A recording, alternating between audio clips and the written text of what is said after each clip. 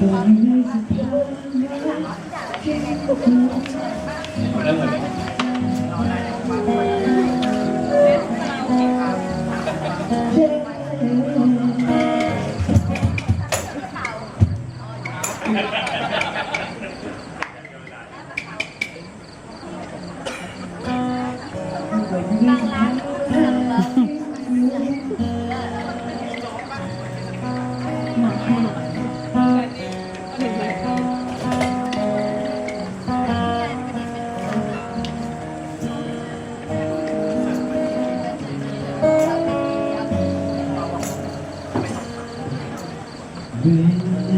ที่เวลา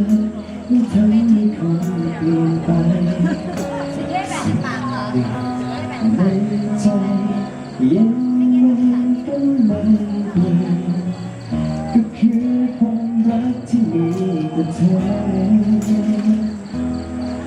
จะเป็นคนอย่างนี้เนื้อการเวลามากกว่าอะไรต่อให้นานเพียงใดรักเธอก็ยังคงเป็นรักเธอไม่มีวันจะพาหรือน้อยลงไปตามเวลาชีวิตต้องเจออะไรแบบนั้นแต่ก็ไม่เคยทำให้รักเราเปลี่ยนไป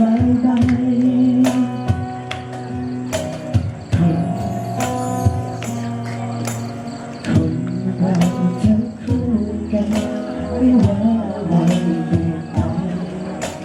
สิ่งที่ไว้ใจยังไงก็ไม่เปลี่ยนก็คือความรักที่มีต่อเธอจะเป็นคนยังมีเนื้อการเวลามากกว่าอะไรต่อให้นานเพียงใดรักเธอก็ยังคงเป็นรักเธอไม่มีวันจะแปรหรือน้อยลงไปตามเวลาชีวิตต้องเจออะไรกัน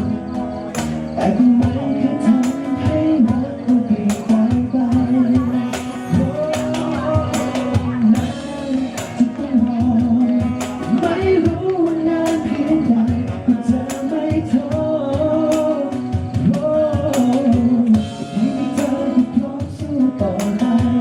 ถ้าจะไกลแค่ไหนก็อดทนเพื่อถึงมีวันหนึ่งที่มันเป็นของเราต่อให้นานเพียงใดรักเธอก็ยังคงเป็นรักเธอ